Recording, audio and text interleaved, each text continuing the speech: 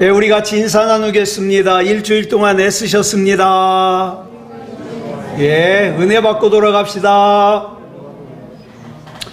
예, 이 시간에는 요나서 1장 1절부터 2절 말씀까지 읽었습니다. 은혜 받을 말씀의 제목은 사실을 이기는 믿음입니다. 사실을 이기는 믿음. 자, 오늘 본문 1절인 요나서 1장 1절은 이렇게 말씀을 시작합니다. 시작. 여호와의 말씀이 아미떼의 아들 요나에게 임하니라 이르시되. 자, 요나서는요 짧은 성경인데 하나님의 말씀이 요나에게 임하는 것으로 시작돼 가지고 마지막에도 하나님의 말씀이 요나에게 임하는 것으로 마무리되는 아주 복된 성경이에요. 여러분, 솔직히 저와 여러분은 연약하기 때문에 이 세상을 살면서 죄를 짓지 않고 살 수가 없어요. 정말 죄 안 짓고 살고 싶은데 그렇게 살 수가 없어요. 요 며칠 비가 많이 왔잖아요. 막 폭우가 쏟아지는 것 같은 이 세상에서 우산 하나 달랑 들고 나는 몸이 안 젖을래, 그 불가능하잖아요. 저와 여러분이 사는 세상이 그래요. 우리는 이 세상을 살면서 죄를 완벽하게 피할 수가 없어요. 그렇지만 그렇다 그래서 내가 죄 짓는 거에 대해서 하나님, 나 마음에는 원이지만 내 육신이 약해서 어쩔 수 없어요, 그리고 죄를 그대로 방치해둬서도 안 돼요. 날마다 예수님의 보혈로 깨끗하게 씻어야 됩니다. 그래서 예수님께서 요한복음 13장 10절을 보니까 제자들의 발을 씻겨주시면서 베드로에게 뭐라고 말씀하셔요? 처음엔 베드로가 발 못 씻기게 막았잖아요. 근데 내가 너 발 안 씻기면 너하고 나하고 상관없어 그랬더니 그럼 예수님 목욕까지 시켜주십시오 그랬더니 뭐라 그럽니까? 줄친 것만 시작. 이미 목욕한 자는 발밖에 씻을 필요가 없느니라, 이렇게 말씀하셔요. 그러므로 우리 삶에 먼저 하나님의 말씀이 임하고 그 하나님의 말씀으로 말미암아 이럴 때 있잖아요. 내가 이렇게 살면 안 되는데, 이렇게 살면 하나님의 뜻과 다른데, 이런 자각이 일어날 때가 있어요. 그 성령께서 깨닫게 해주시거든요. 그러면 어떻게 해요? 결단을 하죠. 하나님 앞에 올바로 살아야 되겠다고. 그리고 하나님 앞에 회개를 하고 우리 삶 가운데 변화가 일어나는 거예요. 여러분, 사도행전 9장에 나오는 바울이 되기 전에 사울을 보세요. 어땠습니까? 예수 믿는 사람들을 잡아 죽이고 감옥에 가두고 기세 등등하던 이 강팍했던 사울이었지만 다메섹으로 가는 길에 예수님을 만나고 변화됐어요. 근데 여러분, 다메섹으로 가던 길에 별다른 일이 일어난 거 아니에요.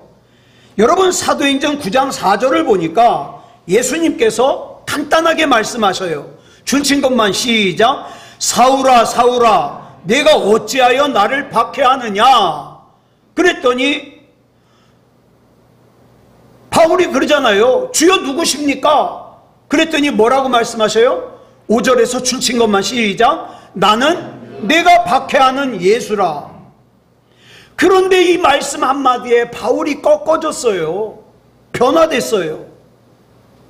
여러분, 자기 자신을 굉장히 부족하다고 생각하는 사람 있을 거예요. 구약을 보면은 예레미야라는 선지자가 그랬어요. 이 예레미야라는 선지자는요, 열등감이 얼마나 심한지 예레미야 1장 6절을 보니까 이렇게 고백하고 있어요. 시작. 내가 이르되 슬프도소이다. 주 여호와여 보소서. 나는 아이라 말할 줄을 알지 못하나이다. 이것이 바로 하나님의 말씀이 임하기 이전에 예레미야 선지자의 상태였어요. 나는 아이라 말을 할 줄 모릅니다. 나는 말도 잘 못해요. 나는 리더십도 없어요. 나는 부족해요. 그래서 나는 하나님께서 나에게 하라고 맡겨주신 거 감당할 능력이 없어요. 이렇게 예레미야의 내면에 가득 가득 찬 열등감이 말로 표현된 게 뭐예요? 나는 아이라 말할 줄을 알지 못하나이다, 이 말이에요. 그랬더니 하나님께서 예레미야 선지자에게 뭐라고 말씀하십니까? 7절에 시작. 너는 아이라 말하지 말고 내가 너를 누구에게 보내든지 너는 가며 내가 내게 무엇을 명령하든지 너는 말할지니라. 예. 여러분, 이 말씀을 일단 염두에 두고 오늘 말씀을 보겠습니다. 요나가 하나님으로부터 보냄을 받은 이 니느웨라는 곳은요, 이 당시 아수르, 우리 세계사에서는 아시리아라 그러죠. 이 강력한 아수르의 수도예요, 수도. 이 아수르라는 나라는요, 대를 이어서 300년 동안 정복전쟁을 해가지고 이 당시 세계에서 가장 강한 나라예요. 이 아수르에 속한 수도 도시가 어디냐? 니느웨예요. 여러분, 지금으로부터 약 2780년 전에 60만 명이 모여서 사는 도시다. 대단한 거예요. 이거 굉장히 큰 도시예요. 게다가 니느웨는요, 도시 규모만 큰 것이 아니라 당시 정복해가지고 점령한 나라에서 조공을 받아요. 그 조공을 받아가지고 굉장히 부유해요. 아쉬울 게 없어요. 그로 인해 가지고 이 니느웨라는 곳이요, 교만이 하늘을 찔러요. 나는 아쉬울 것이 없는 인생이다 이거죠.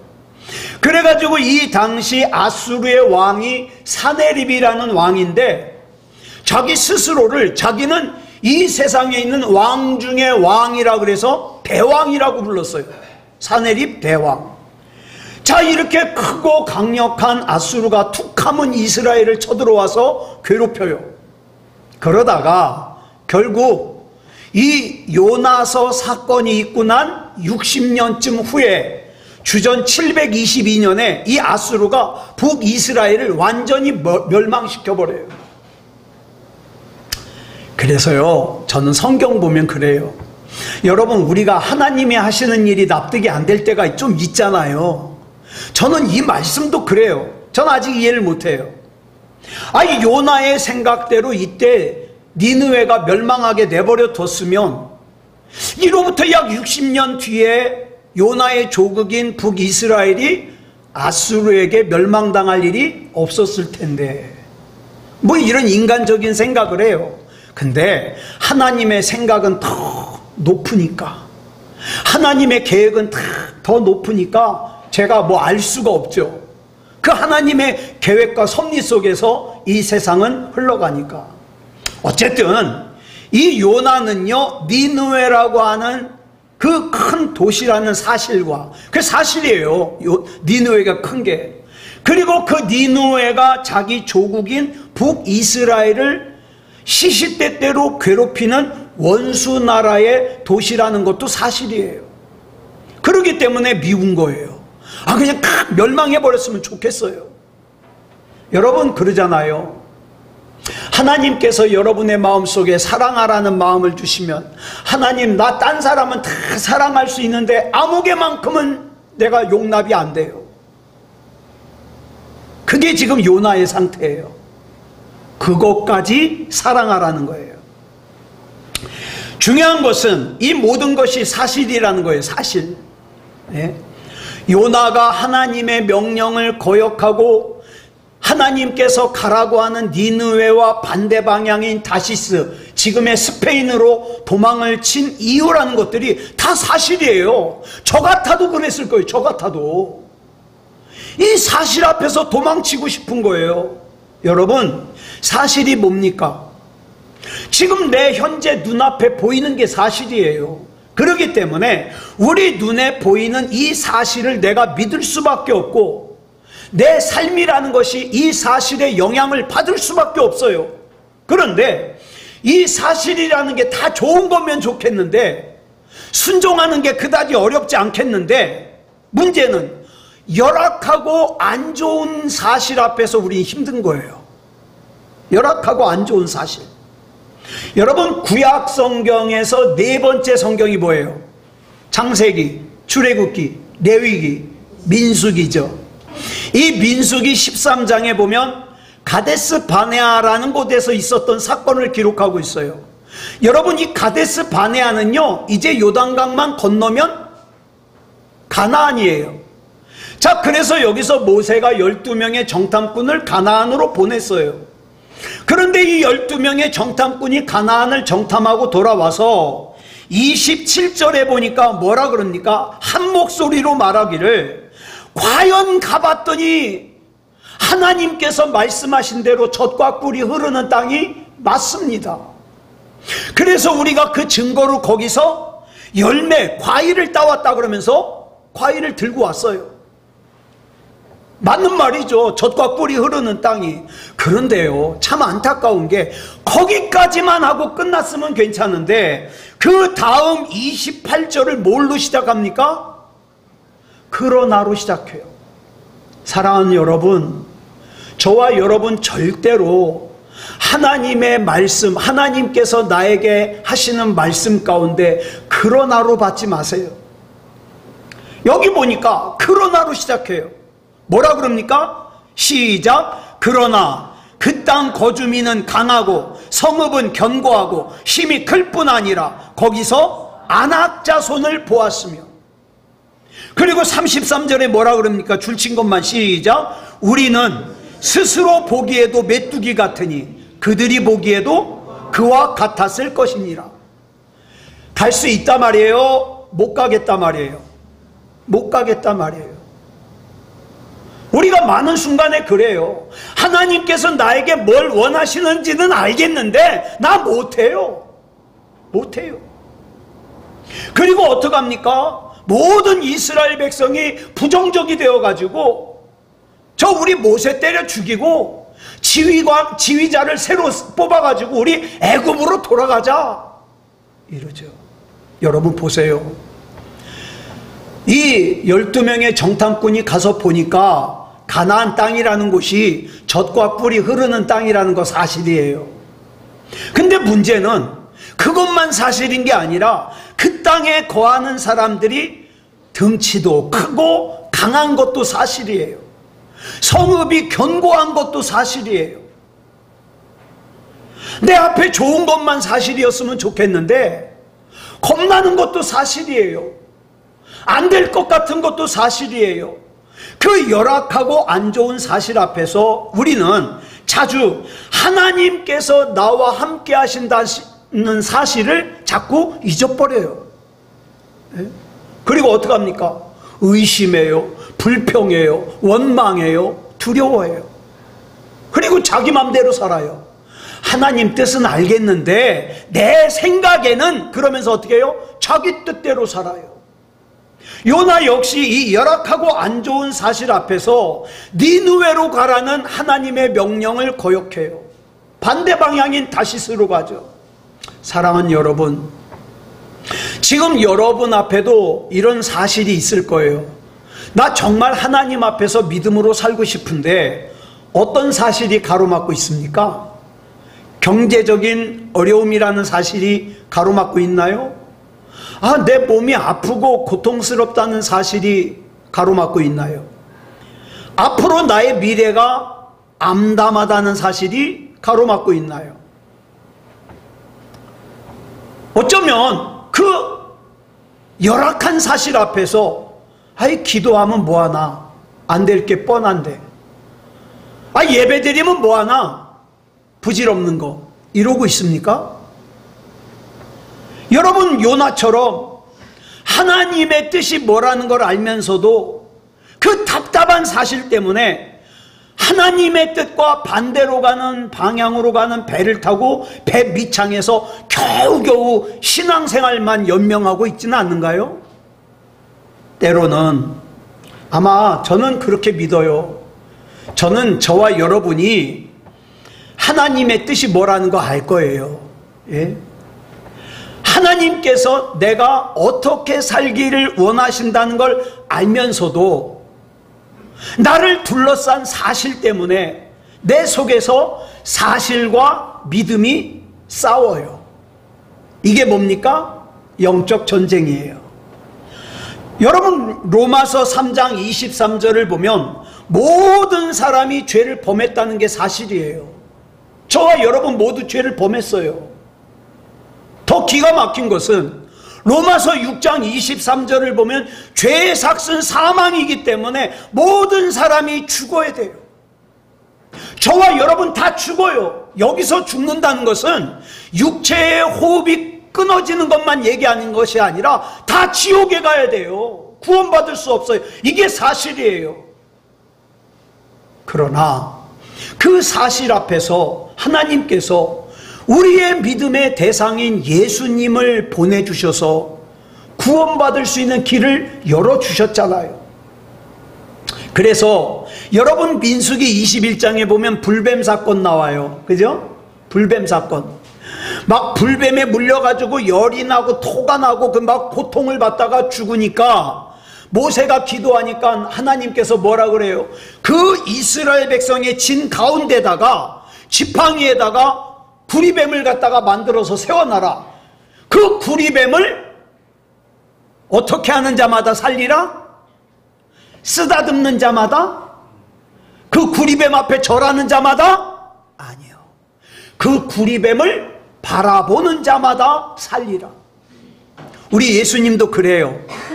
여러분 예수님 바라보세요.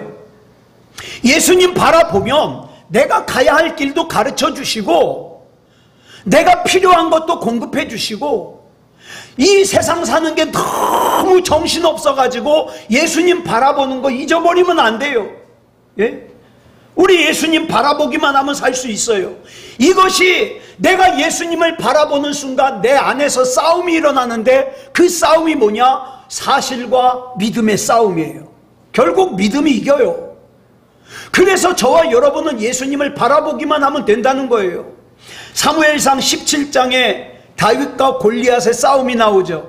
이거 사실이에요. 골리앗의 등치가 얼마나 큰지 2m 96이에요. 그 다음에 이 골리앗이 입은 갑옷의 무게만, 옷의 무게만 57kg이에요. 골리앗이 사용하는 창 날 무게만, 앞에 있는 날 무게만 6.84kg이에요. 이 어마무시하게 앞에 등치가 큰 괴물 같은 골리앗이 사실이에요. 예? 반면에 다윗의 사실은 뭐예요? 17살의 어린애라는 게 사실이에요. 가지고 있는 무기라는 게 양칠 때 사용하는 막대기와 돌멩이 5개가 전부예요. 이게 사실이에요. 여러분 이 다윗에게는 그런데 무엇보다 더 중요한 게 있었어요. 뭐가 있었어요?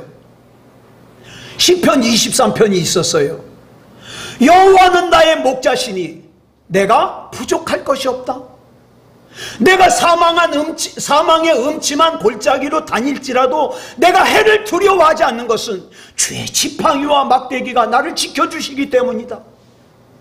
나의 목자 되시는 하나님을 신뢰하는 믿음이 있었어요. 결국 뭐가 이겼어요? 골리앗이라는 사실이 이겼어요? 다윗의 믿음이 이겼어요? 믿음이 이겼습니다. 여리고 성도 마찬가지. 여러분 성경을 보면은요 이게 다 사실과 믿음의 싸움이에요. 고고학자들이 발굴해냈는데 여리고 성이요 대단해요. 여리고 성은요 벽이 이중으로 돼 있어요. 성벽이 2개예요. 이 바깥쪽에 성벽의 두께가 자그마치 4m예요. 예? 2m예요. 그 다음에 안쪽에 있는 성벽의 두께가 4m예요. 어마어마하죠. 이건 무너질 수가 없어요. 게다가 바깥 벽과 안에 벽 사이가 5m예요. 여러분 이 벽은 정말 철옹성이에요. 이게 사실이에요. 여리고성이 철옹성이라는 게 사실이에요. 여러분 앞에 있는 문제 해결 안 될 것 같은 게 사실이에요. 눈에 보이는. 예. 그런데 그런 이스라엘 백성에게 하나님이 뭘 요구하셔요? 믿음을 요구하셔요. 6일 동안 성을 매일 한 바퀴씩 돌아라. 7일째 되는 날 성을 7바퀴 돌아라. 여러분 저는 이 말씀을 읽을 때마다 우리야 그 뒤 내용을 아니까 그나마 낫지. 아니 성을 도는 것과 저 초롱성 점령하는 것과 무슨 상관이 있대요? 저와 여러분의 인생에도 그래요. 하나님께서 지금 나에게 요구하시는 그 믿음이 과연 내가 이 인생을 이겨나가는 데 있어서 무슨 소용이 있을까? 소용이 있습니다. 여러분, 여리고성을 정복하는 일과는 전혀 상관이 없어 보이는 그 믿음이 이겨요. 이겨. 지금 우리 안에도요, 사실과 믿음이 끊임없이 싸워요. 심지어 이 세상에서 조직의 쓴맛을 아주 쓰디쓰게 본 사람들은 더 싸워요.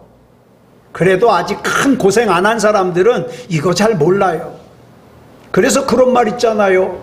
눈물 젖은 빵을 먹어보지 않은 사람하고는 인생을 논하지 말라. 걔 아직 철이 덜 들었어. 예?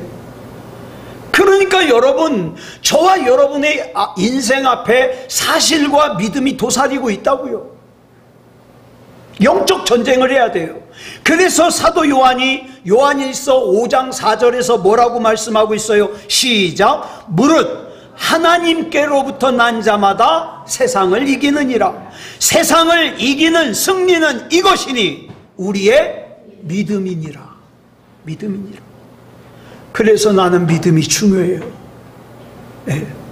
그래서 나는 주님을 바라볼 수밖에 없잖아요.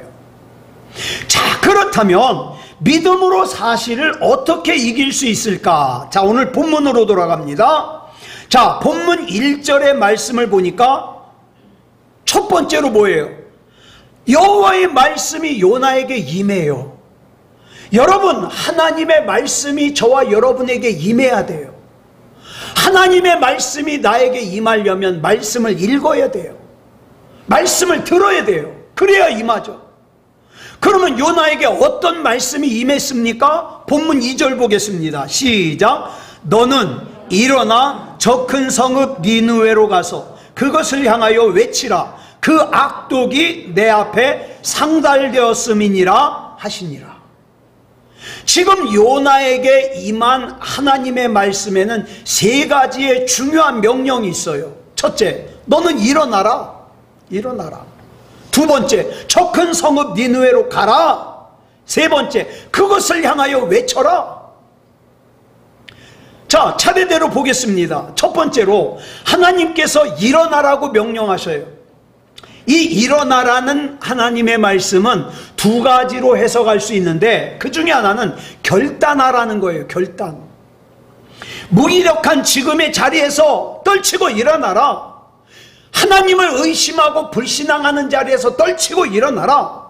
누가복음 15장에 보면 저와 여러분 잘 아는 탕자의 비유가 나오죠. 여기서 이 탕자가 회복되는 과정을 보면 참 의미가 있어요. 자, 풍요로운 아버지의 집을 떠나서 엉뚱한 곳을 헤매고 다니며 죽을 고생을 하고 있던 탕자가 회복되게 되는데 그 첫 번째 단계가 뭐냐? 현실을 자각하는 거예요. 여러분, 이 자각이 없으면 절대 신앙 회복이 안 돼요. 예? 누가복음 15장 17절 볼까요? 시작. 이에 스스로 돌이켜 이르되 내 아버지에게는 양식이 풍족한 품꾼이 얼마나 많은가. 나는 여기서 줄여 죽는구나. 현실을 자각하는 거예요. 예. 돼지 먹이인 쥐염 열매를 주워 먹으면서 연명하고 있는 비참한 자기 현실을 자각하는 거예요. 여러분, 우리가 영적으로 회복되는 첫 번째 열쇠는 내가 지금 살고 있는 이 삶이 하나님 앞에서 옳은지 옳지 않은지를 자각하는 것으로부터 시작돼요. 이거 자각하지 못하면 회복 안 돼요. 이렇게 살라고 하나님께서 내게 주신 인생이 아닌데, 이렇게 살라고 하나님께서 내게 주신 가정이 아닌데, 이렇게 살라고 하나님께서 내게 주신 교회가 아닌데, 현실이 하나님의 말씀을 떠난 정상이 아니라는 것을 자각하는 것으로부터 회복이 시작됩니다. 예배 시간에 내가 다른 곳에 있으면 그 정상이 아니잖아요. 이걸 자각해야죠. 예배는 드리긴 드리는데 나에게 아무런 일도 아무런 감동도 일어나지 않으면 그거 정상이 아니잖아요. 그걸 자각해야죠. 분명히 뭔가 문제가 있다는 걸 자각해야죠. 이렇게 자각이 일어나니까 그 다음에 그 자각을 바탕으로 마음에 뭐가 생겨요? 결단이 생겨요. 자, 누가복음 15장 18절로 19절 보겠습니다. 시작. 내가 일어나 아버지께 가서 이르기를 아버지 내가 하늘과 아버지께 죄를 지었사오니 지금부터는 아버지의 아들이라 일컬음을 감당하지 못하겠나이다.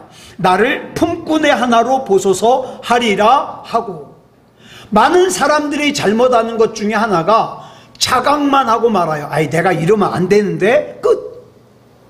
네? 여러분 자각을 했으면 결단이 반드시 따라야죠. 근데 또 많은 대부분의 사람들이 여기서 끝나요. 내가 잘못된 걸 자각했어요. 아, 나 하나님께 돌아가야지 결단했어요. 근데 그게 다인 줄 알아요. 탕자 보세요. 자각을 했어요. 일단 먼저 자각을 했습니다. 내가 지금 이게 뭐하는 짓이지? 우리 집에서는 품꾼도 배부르게 먹는데 내가 어쩌다가 이 지경이 됐지? 아, 나 이렇게 계속 살아서는 안 되겠어. 자각했죠. 그 다음에 결단을 해요. 자, 근데 이렇게 자각을 하고 결단을 했지만 아직 탕자에게는 아무런 일도 일어나지 않았어요. 여러분, 내가 자각한다고 무슨 일이 일어나는 거 아니에요. 결단을 한다고 무슨 일이 일어나는 거 아니에요. 중요한 건 그 다음 세 번째예요. 세 번째 단계가 뭡니까? 자, 누가복음 15장 20절 줄친 것만 보겠습니다. 시작. 이에 일어나서 아버지께로 돌아가니라. 아무리 예배 시간마다 눈물을 흘리고 자각을 하고 결단을 해도 교회 문을 나서서 일주일 동안 아무런 고쳐짐이 없다면, 변화가 없다면 그건 아무것도 아니에요. 탕자를 보면 자각을 하고 마음에 결단을 하고 그 결단을 한 것을 현실에 실천을 합니다. 이 아버지께로 돌아가는 게 중요해요. 이것이 오늘 본문에서 요나에게 하시는 일어나라는 말씀의 의미예요. 또 하나, 이 일어나라는 말씀의 두 번째는 사명과 관련이 있어요. 하나님께서 요나에게 니느웨로 가라는 사명을 주셨잖아요. 분명히 이 사명은 요나 같은 특정한 사람에게만 주시는 게 아니라 저와 여러분 모두에게 주셔요. 예. 제가 우리 곽경희 권사님한테도 그때 말씀드렸는데, 우리 곽경희 권사님이요 굉장히 중요한 사명을 감당하고 계셔요. 곽경희 권사님만? 아니요, 저도요. 저만? 여러분도요. 응? 굉장히 내가 감당하는 사명 하찮게 생각하지 마세요. 이렇게 생각하세요. 이 사명은 나 아니면 하나님께서 믿고 맡길 사람이 없어서 나에게 맡긴 것이다. 우리 가족 나한테 맡긴 것이다. 내가 아는 그 사랑하는 사람 나한테 맡긴 것이다. 그러니까 나는 이 사명 감당해야지. 예? 나한테는 큰 사명이에요. 이 사명이 무엇인가를 깨달았으면 순종하는 것만이 우리가 할 일이에요. 사명이 뭡니까? 여러분은 여러분의 사명을 아세요? 그 사명이 무엇인가를 알았다면 지금 얼마나 그 사명을 감당하고 계십니까? 오늘 이 시간에 저와 여러분에게 하나님께서 먼저 일어나라고 말씀하셔요. 일어나라. 일어나라. 그리고 하나님께서 맡겨주신 사명이 뭔지를 깨달아라. 깨달아라. 자, 아까 예레미야 말씀드리면서 예레미야는 열등감이 충만하다 그랬죠. 자기를 부정적으로 생각해요. 아, 나도 하고 싶지만 난 할 능력이 없어. 그런데 이 예레미야에게 하나님께서 사명을 주실 때 과정을 보세요. 얼마나 은혜로운가. 저는요 이 예레미야 이 말씀을 참 좋아해요. 예레미야 1장 5절 보겠습니다. 시작. 내가 너를 모태에 짓기 전에 너를 알았고 내가 배에서 나오기 전에 너를 성별하였고 너를 여러 나라의 선지자로 세웠노라 하시기로. 이 얼마나 기가 막힌 말씀이에요. 저는 이 말씀을 읽을 때마다 감동받아요. 내가 똑똑해서가 아니라, 내가 믿음이 특별해서가 아니라, 그냥 나는 하나님께서 나를 선택해 주신 거예요. 그래서 그냥 이 사명 감당하는 거예요. 근데 하나님께서 예레미야를 부르실 때 어떤 조건이 없어요. 예레미야가 어떤 자격이 있어서 부르신 게 아니에요. 예레미야는 어려서부터 남달리 믿음이 좋아서 초등학생 때 40일 금식 기도를 했다거나 성경을 줄줄 외운다든가 집안이 막 대대로 믿음이 좋다든가 그런 뭐 탁월한 리더십이 있다든가 그래가지고 부른 게 아니에요. 예? 여러분, 하나님께서 예레미야 언제 부르셨어요? 엄마 뱃속에서 정자와 난자가 수정되기 전에 부르셨어요. 엄마 뱃속에서 나오기도 전에 이미 거룩하게 구별하셨어요. 너에겐 내가 선지자의 역할을 맡길 거야. 너 열등감 충만해도 괜찮아. 너에게 맡길 거야. 이미 맡기셨어요. 다시 말해서 우리 능력을 보고 쓸만해서 맡기시는 것이 아니라 그냥 무조건 나를 지명하신 거예요. 그러면 하나님의 지명을 받은 나는 뭐 해야 돼요? 무조건 순종이에요.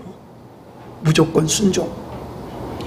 저와 여러분은 하나님께서 나에게 맡겨주신 그 일을 감당할 능력이 있느냐 없느냐가 아니라 그냥 하나님께서 내게 맡겨주셨다는 걸 알면 그냥 그걸로 순종해야 되는 거예요. 네. 여러분, 다시 한번 묻습니다. 여러분의 사명이 뭔지 아세요? 네? 아주 그냥 매일매일 정신없이 바빠가지고 잘 모르시죠? 내 사명이 뭔가를 한번 생각해 보세요. 그 사명을 깨달았으면 그 사명을 내가 지금 얼마나 감당하고 있는가를 생각해 보세요. 네. 여러분, 하나님께서는 걱정거리 없는 분 빼고 걱정거리 있는 분, 하나님께서는 여러분에게 지금 그 걱정만 하다 오라고 부르신 게 아니에요. 그 걱정은 하나님께 맡기세요. 오늘 저와 여러분에게 일어나라고 하십니다. 그리고 나에게 주신 사명을 깨달으라고 하셔요. 저 큰 성읍 니느웨로 가래요. 그리고 그 니느웨에게 외치래요. 여러분, 사도행전 2장을 보면 많은 사람들이 오해하는 내용이 나와요. 제가 유튜브를 자주 보는데 유튜브에 보면은 방언 집회하는 교회들이 그렇게 많더라고요. 막 눈 뜨고 랄랄랄랄랄 방언하면서 눈 뜨고 그 방언 뭐 몇 시간 동안. 자, 보세요. 성경이 말하는 방언이 뭔가를 오늘 말씀을 드리려고 그래요. 우리는 주로 성령 충만 그러잖아요. 그러면 이상한 현상만 생각해요. 이상한 꿈을 꾸고 뒤로 넘어가고 환상을 보고 신비로운 경험을 하고 병이 떠나고 기적을 경험하고 혀가 꼬부러져 가지고 방언을 하고 그래야만 성령을 받았다고 생각해요. 그래서 심지어 이런 사람도 봤어요. 방언 못하면은 성령 못 받은 거래요. 여러분은 지금 그게 맞지 않다는 거 아시죠? 성령이 아니면 예수님을 주라 고백할 수가 없어요. 내가 예수님을 주라 고백하는 건 이미 내 안에 성령이 임재하신 거예요. 그런데 물론 성령 충만하면 그런 경험할 수 있어요. 병도 고침받고, 그죠? 넘어가기도 하고. 근데 여러분, 성경이 말하는 성령 충만에 가장 우선적, 가장 본질적으로 변하는 게 있어요. 그게 뭔지 아세요? 닫혔던 입이 열립니다.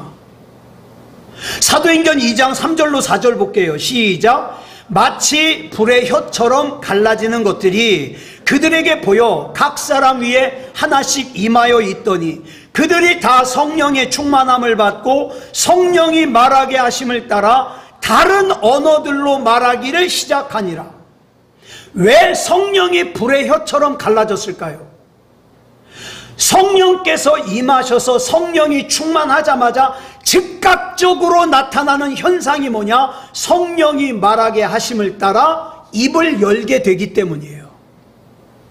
여러분은 입을 열면 무슨 말을 하십니까?